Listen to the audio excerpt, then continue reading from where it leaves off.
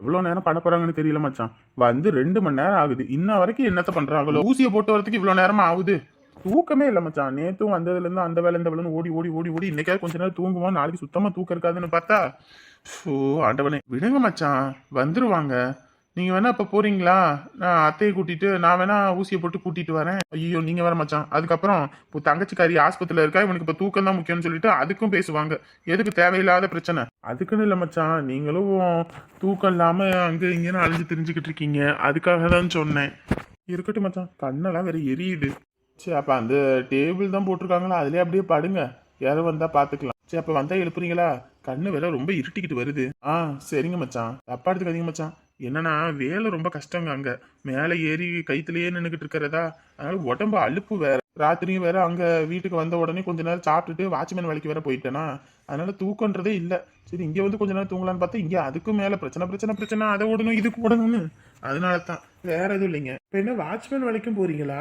ஆமா மச்சான், வீட்டுக்கு 5:30 மணிக்கெல்லாம் வந்துருவேன். வந்தோடனே அப்புறம் ஒரு 9:30 மணிக்கெல்லாம் கிளம்பி போயிருவேன். போயிட்டு ஒரு 4:30 மணிக்கு விடிய காத்தால வீட்டுக்கு வர வேண்டியதான். ஒரு 4:30, 5, 6:30 மணிக்கு. அப்ப கஷ்டம்தான் போங்க. என்ன பண்றது மச்சான், சம்பாதிக்கணுமே. விடுங்க மச்சான், ஒரு நேரம் கஷ்டப்பட்டாலும் ஒரு நேரம் நல்லா இருப்போம். விடுங்க.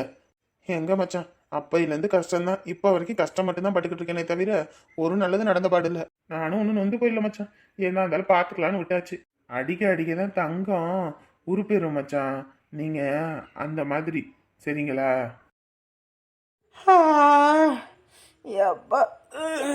என்னடி நெளிஞ்சுக்கிட்டு கிடக்குற? அட போக்கா, எனக்கு தூக்கமே கண்ணை கட்டுதுக்கா. எப்பயும் பகல்ல ஒரு 2 மணி நேரமாவது தூங்குவேன். இப்போ அதுவும் தூங்கலையா, அதுதான் சாப்பிட்டு சாப்பிட்டு பகல்ல தூங்கியும் உடம்பு ஏற மாட்டேங்குதே. அண்ணியே, அதெல்லாம் நல்ல உடம்பு, நல்ல பிட்டிங்கா வச்சிருக்கிறோம், எதுவும் வராது. அட போடி நீ வேற. எங்க ஊர் பக்கம்லாம் சொல்லுவாங்க, சூனா இருக்கவங்களுக்கு தான் உடம்பு ஏறாதுன்னு. நல்லா சொல்லுவேன். என்னை பார்த்தா சூனு மாதிரியா இருக்குது. உன் மாமியார் கிளவி மாதிரி இருக்கனா, இல்லை என் மாமியார் கிளவி மாதிரி சூனா இருக்கனா? அதுங்கெல்லாம் நல்லா பெருத்து போய் இருக்குதுங்க. என்ன போய் சூனுன்ற பத்தியா சின்ன பொண்ணு? ஐயையோ, அண்ணி இருக்கதை பார்க்க மறந்துட்டேன். அண்ணி நீங்க ஒன்றும் தப்பா எடுத்துக்காதீங்க, சும்மா ஒரு ஜாலிக்கு. இப்படியே பேசிக்கிட்டுனே முடிஞ்சிருவோம் சோழி. அக்கா, ஊருக்கு போவோம், வாய் கொஞ்சம் ஓவரா போச்சுக்கா. அட நீ வேறடி, நான் வேற ஆஸ்பத்திரிக்கு போனாங்களே என்னாச்சோ ஏதாச்சோன்னு தெரியலன்னு பயந்துகிட்டு இருக்கேன். எதுக்கு பயம்? போன் போட்டு கேளு, அதான் போன் இருக்குல்ல.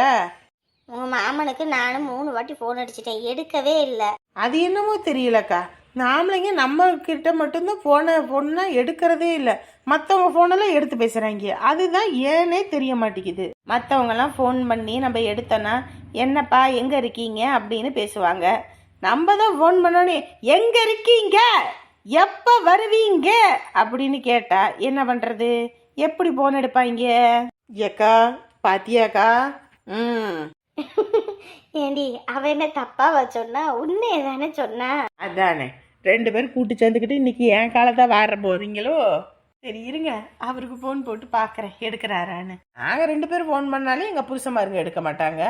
உங்களுக்கு மட்டும் என்ன எடுக்கவா போகிறாங்க? ஃபோன் பண்ணி பார்த்தா தானே தெரியும். ஹலோ அமுதா, சொல்லுங்க. என்னங்க, எங்கங்க இருக்கீங்க? ஹாஸ்பிட்டல்ல தானே இருக்கோம். ஏக்கோய் பாத்தியா, நம்ம புருஷமாருங்க நம்ம ஃபோன் பண்ணாலே பயந்து தெரிச்சு ஓடுறாங்க. அவங்களுக்கு மட்டும் எடுத்து பேசுறத. அமுத அன்பான வடி, அவ எதுக்கு அந்த தம்பிக்கிட்ட போய் சண்டை கிண்டவா போட போறா? நான் கூட சண்டை போடுறேன்னு சொல்ல, நீ ஏன் சண்டையா போடுற மாமங்கிட்ட? மாமன் போன் எடுக்காத பார்த்து நீ அந்த வேலை தான் பண்ணுவ போல இருக்கே. அட கம்முனு இருடி. என்ன ஹாஸ்பிட்டல்ல கூட்டமா இவ்வளோ நேரமா பார்த்துட்டு இருக்காங்க? அது ஒன்றும் இல்லைம்மா, ஊசியை போட்டு கிளம்பலான்னு மச்சான் சொன்னா அப்படியே. ஆனால் அத்தை இருந்துட்டு வாந்தி எடுத்துக்கிட்டே இருக்கா, செக்கப் பண்ணி பார்த்துட்டு தான் போகணும் அப்படின்ட்டாங்க. அப்புறம் வீட்டில் இங்கே வேற டாக்டர் வேற இல்லை, வீட்டுக்கு கிளம்பிட்டாங்க. அப்புறம் அந்த நர்ஸு பொண்ணு தான் இருக்காங்க. சரி வாங்க செக் பண்ணி பார்ப்போம்னு சொல்லி உள்ளே கூட்டிகிட்டு போயிருக்காங்க. இங்கே சாப்பாடெல்லாம் நலங்கு வைக்கிறதுக்கு ஆக்கி வச்சுட்டு நாங்கள் பாட்டுக்கு உட்காந்துருக்கோம். இன்னும் யாரும் ஒருத்தரும் சாப்பிடலை. நாங்கள் வரத்துக்கு லேட் ஆகும்மா, நீங்கள் சாப்பிட்டு படுங்க சரியா? நாங்கள் வரும்போது வந்துக்கிறோம். ஓ சரிங்க, சரி பார்த்து வாங்க, வைக்கிறேன். என்னவா அமுதா, என்ன சொன்னாங்க? அது ஒன்றும் இல்லை நீ, அவங்க டாக்டர் வேற வீட்டுக்கு கிளம்பிட்டாங்க. நாங்களாம் அப்புறம் செக்கப் பண்ணி பார்த்துட்டு போயிடுவோம் ஒரே இதாக. அப்புறம் நாளைக்கு நாளான்றைக்குன்னா மறுபடியும் வந்துக்கிட்டு இருக்க முடியாது அப்படின்னு சொல்லி அம்மா செக்கப் பண்ணி தான் வரணுன்ட்டாங்களாம். அதனால செக்அப் பண்ணிட்டு இருக்காங்களாம். உள்ள கூட்டிட்டு போய் இவ்வளோ நேரம் ஆச்சு, இன்னும் ஒன்றும் தெரியலன்னாரு. ஷபா, சின்ன வாந்தி வைத்தாலைக்கெல்லாம் போய் இப்படி பண்ணுனா என்ன இப்போ? இதுக்கே இப்படின்னா மாசமா இருந்தா ஆஸ்பத்திரியில லொட்டு லொசுக்குன்னு தொட்ட 90க்கு ஸ்கேன் பண்ணு, அதை பண்ணு இதை பண்ணுன்னு உயிர் எடுத்துருவாங்க. அப்ப அந்த மாதிரி என்ன பண்ணுவாங்களோ? அட கம்மனி ரெடி, என்ன நேரத்துல என்னத்த பேசிக்கிட்டு? இல்லக்கா, கல்யாணத்துக்கு முன்னாடியே வாந்தி பேதிக்கே இந்த இதுன்னா இன்னும் கல்யாணத்துக்கு அப்புறம் பிரசவம் அது இதுன்னு 1008 இருக்குது. அதுக்கெல்லாம் தங்கத்தட்டுல வச்சு தாங்குவாங்க போலயே. பெரிய இடத்து சம்பந்தம் இல்ல, அப்புறம் அப்படித்தான் இருக்கும். ஓ ஓ ஓ அப்படி.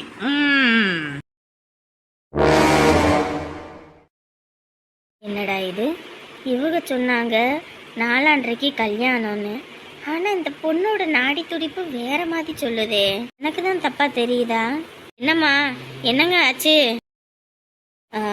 எங்கம்மா, உங்க பொண்ணுக்கு கல்யாணம் ஆயிடுச்சுங்களா? என்னம்மா பேசிக்கிட்டு இருக்கீங்க? கல்யாணம் ஆயிடுச்சான்னு? நான் தான் 4 கல்யாணம்னு சொன்னேன்லம்மா. ஓ சரிங்க, கொஞ்சம் வெளியே நிக்கிறீங்களா? வெளியே வா. எதுக்குமா? இல்லைங்கம்மா, கொஞ்சம் வெளியே நில்லுங்க, நான் இந்த கூப்பிட்றேன். எதுனாலும் இப்பயே சொல்லுங்கம்மா. பக்குன்னு இருக்கு. 4 நாளா என்னன்னே தெரியல. வாந்தி எடுத்துக்கிட்டே இருக்கா, தலை சுத்துன்றா, தலை வலின்றா, சடன்னு வருதுன்றா, ஒரேதான் படுத்துக்கிட்டே இருக்கிறா. கஷ்டமா இருக்குது. கல்யாணத்தை வச்சுக்கிட்டு நான் என்னென்னத்தை தான் பண்ண முடியும்? நீங்க எதா இருந்தாலும் என்கிட்டயே சொல்லுங்க. அவ சின்ன பிள்ளை, அவளுக்கு ஒன்றும் தெரியாது. நீங்க எதுனாலும் என்கிட்டயே சொல்லுங்க. அவளுக்கு எது எப்படி சொல்லணும்னு கூட தெரியாது. அம்மா கொஞ்சம் புரிஞ்சுக்கோங்கம்மா, வெளியே இருங்க. நீங்க எதுனாலும் என்கிட்டே சொல்லுங்கங்க. ஓ ஆண்டவனே. எங்கம்மா, அவங்க சொன்னா புரிஞ்சுக்க மாட்டேங்கிறாங்க. கொஞ்சம் நீங்க சொல்லுங்களே. அம்மா அதான் சொல்றாங்கல்லம்மா, வெளியே நில்லுமா கொஞ்ச நேரம். இல்லடி, நீ சின்ன பிள்ளை, உனக்கு ஒன்றும் தெரியாது. அவங்க என்ன சொல்றாங்கன்னு புரியாது. நான் தான் பக்கத்துல இருந்து என்ன ஏதுன்னு தெரிஞ்சுக்குவேன். மா போமா.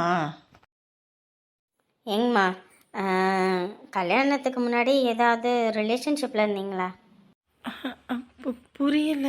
கல்யாணத்துக்கு முன்னாடி ஃபிசிக்கல் ரிலேஷன்ஷிப்ல எதுவும் இருந்தீங்களான்னு கேட்டேன். அப்படின்னா என்னன்னுலாம் தெரியாது. ஐயோ அம்மா, படிச்சிருக்கீங்களா? பள்ளிக்கூடம் போயிருக்கேன், அவ்வளோதான். சரிம்மா, கல்யாணத்துக்கு முன்னாடி ஒன்றா இருந்தீங்களான்னு கேட்குறேன். ஒன்றாவா? ஏம்மா, தமிழ் கூடவாம்மா உனக்கு தெரியாது? நான் சொல்கிறது உனக்கு புரியுது தானே? ஏம்மா, நீங்களும் இப்போ கட்டிக்க போகிறவரும் கல்யாணத்துக்கு முன்னாடி ஒன்றா இருந்தீங்களான்னு கேட்குறேன். ஆமாம். ஏம்மா, இன்ன வரைக்கும் நான் அதை தானம்மா கேட்டுக்கிட்டு இருக்கேன். அதை சொல்கிறதுக்கு ஏம்மா உனக்கு இவ்வளோ யோசனை? அது ஏம்மா, அதனால தான் இவ்வளோ வாமிட்டு, இவ்வளோ தலை சுத்து எல்லாமே. நீங்கள் ப்ரெக்னெண்ட்டாக இருக்கீங்க. என்னது, ப்ரெக்னெண்ட்டாக இருக்காளா? ப்ரெக்னெண்ட்டுன்னா புள்ளத்தாச்சி தானே? உங்களை வெளியே தானே நிற்க சொன்னேன். இல்லை, என்ன ஆச்சோ ஏதாச்சோன்னு தான் வந்தேன். அடு பவிச்சிருக்கு, என்ன வேணடி பார்த்து வச்சிருக்க? நீ எல்லாம் பிள்ளையாடி? என்னடி வேலை இது? இப்படித்தானே உன்னை வளர்த்தனா? குடிய கெடுத்த பாவி, உன்னையெல்லாம் எதை கல்வி அடிக்கிறதுன்னு தெரியல. படுபாவி.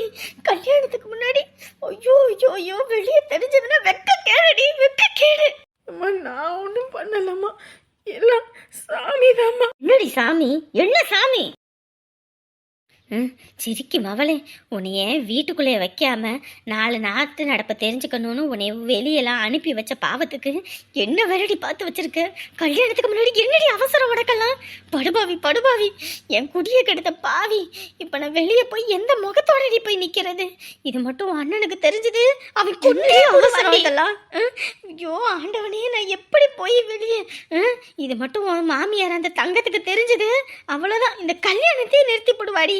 என்னடி இந்த கட்டுறாவியெல்லாம்? ஐயோ ஆண்டவனே. அம்மா நான் எதுவும் பண்ணலம்மா, எல்லாமே சாமி. என்னடி சாமி? என்ன சாமி?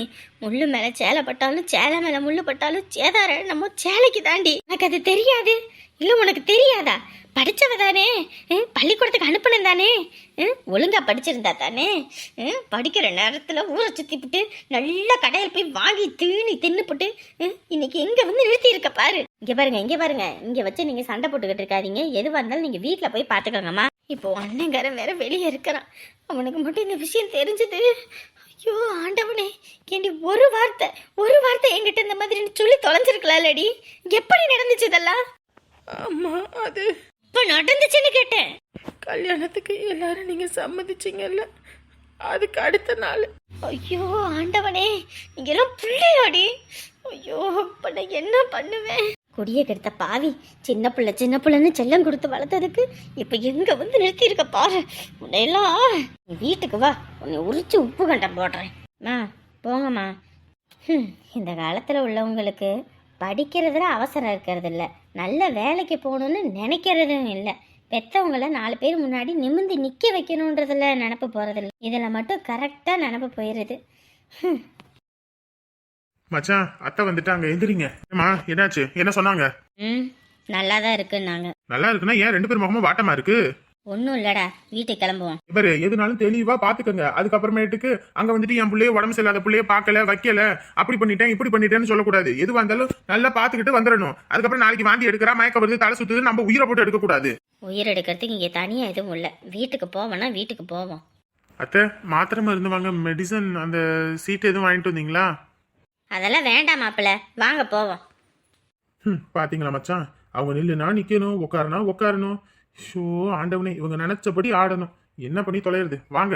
அண்ணா வரைக்கும் அந்த ஆட்டம் ஆடினாங்க, பிள்ளைய பார்க்கல வைக்கலன்னு. இப்ப கூட்டிட்டு வந்து மெடிசன்லாம் வாங்கிட்டு போவனத்துக்கு ஆடிக்கிட்டு போறாங்க. இப்படிதான் பண்ணுவாங்க. இவங்களை தாங்கிக்கிட்டே இருக்கணும்னு நினைப்பாங்க 2 பேரும். நம்மளுக்கு வேற வேலை பொழப்பு இல்ல. வாங்க போவோம். எம்மாடி, நீ இந்த பையன் எந்திரிச்சதுலேருந்து அழுதுகிட்டே இருந்தம்மா. அதான் அண்ணி வேற சொன்னாங்க, இவன் நம்மலாம் அழுகையெல்லாம் நிறுத்த, நீங்கள் கூட்டிகிட்டு போய் அவங்க அம்மாட்ட விடுங்கன்னு. அதான் கூட்டிக்கிட்டு வந்தேன். இந்த அம்மா பிள்ளைய பிடி. கொஞ்ச நேரம் அம்மா கறி சந்தோஷமா இருக்கிறாளே, அவளை எப்படியாவது தொல்லை பண்ணணுமே அப்படின்னு நீயும் உங்க அப்பையும் கங்கணம் கட்டிக்கிட்டே இருப்பீங்களாடா? சரி வந்து கொஞ்ச நேரம் தூங்கலான்னு பார்த்தா இந்தா முழிச்சிட்டாருல ஐயா. இனி விடிய விடிய ஐயா சிவராத்திரி தான் இன்னைக்கு எனக்கு. இருந்து தூக்கிட்டு வர வரைக்கும் ஒரே அழுக பாரு. உன்னைய பார்த்தோன்னே அழுகையுங்கானா ஒன்னையுங்கானா. கொழுப்புமா கொழுப்பு, வேற ஒன்றும் இல்லை. பாத்தீங்களா, சொல்றது புரியுது. நான் சொல்றேன்ல, அதான் பாருங்க புலம்புறத பாத்தீங்களா. இவன் கூட இருந்த நேரம் போதே தெரியலம்மா, மணி ஆனதே தெரியல. நானும் நல்லா தூங்கி எந்திரிச்சிட்டேன். போங்க. எங்கடா எந்திரிச்சு பார்த்தா ஆளையங்கானா ஒன்னியங்கானா, அண்ணி மட்டும்தான் இருந்தாங்க. நாங்க தான் இங்கே இருந்துட்டோமேம்மா. நலங்குல வச்சுட்டீங்களா? உங்களை விட்டுட்டு எங்கம்மா நாங்க நலங்கு வைப்போம்? இன்னும் நலங்கெல்லாம் வைக்கல. நலங்கு வைக்கலையா? இந்நேரத்துக்கு நீங்க வச்சு முடிச்சிருப்பீங்கன்ட்டுல நான் வந்தேன். அதான் உமாவுக்கு தான் உடம்பு முடியலன்னு சொல்லிட்டு ஆஸ்பத்திரி கூட்டிட்டு போயிருக்காங்கல்ல. உடம்பு முடியலையா? என்னம்மா என்ன ஆச்சு? என்னாச்சு ஏதாச்சுன்னு தெரியல, மறுபடியும் வாந்தி. அதான் வாந்தி பேதின்னு ஆஸ்பத்திரிக்கு தூக்கிட்டு போயிட்டாங்க. தூக்கிக்கிட்டு போயிட்டாங்களா? ஒரு வார்த்தை கூட சொல்லல. ஐயோ அம்மா, அவ கிடக்கறா.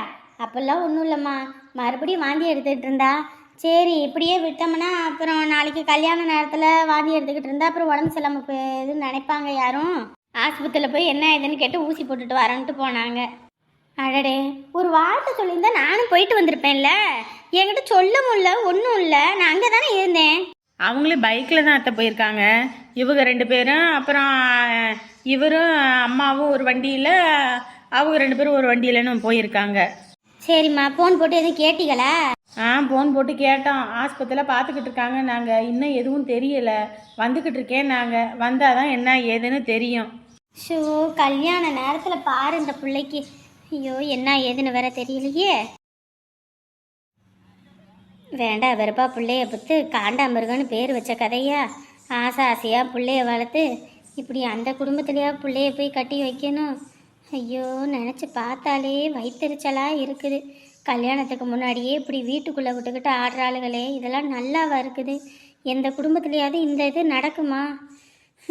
இந்த பையனு எப்படி தான் இப்படி மாறினானே தெரியல. நான் எப்படியெல்லாம் புள்ள வளர்த்தேன். ஊரில் உள்ள எல்லாரும் தங்கம் புள்ள எப்படின்னு சொல்லி அவ்வளோ பெருமைப்பட்டு பேசுவாங்க. பரவாயில்ல, படித்த பையனாக இருந்தாலும் விவசாயத்தில் களத்தில் இறங்கி வேலை பார்க்குறான்னு சொல்லி அம்புட்டு பேர் ஆச்சரியப்பட்டு பேசினாங்க. அவங்க முன்னாடி மூஞ்சில் கறியை பூசுகிற மாதிரி இந்த குடும்பத்தில் தான் பொண்ணை கட்டுவேனா. சரி இவன் விருப்பப்படியே கட்டிக்கட்டும்னு விட்டேன். கட்டிக்கிறதுலேயும் கொஞ்சம் ஒழுங்காக இருக்கணுமா இல்லையா? அங்கே நின்று பேசவும் இங்கே நின்று பேசவும், அப்படி பேசக்கூடாது வைக்கக்கூடாதுன்னு சொன்னாலும் கேட்கல.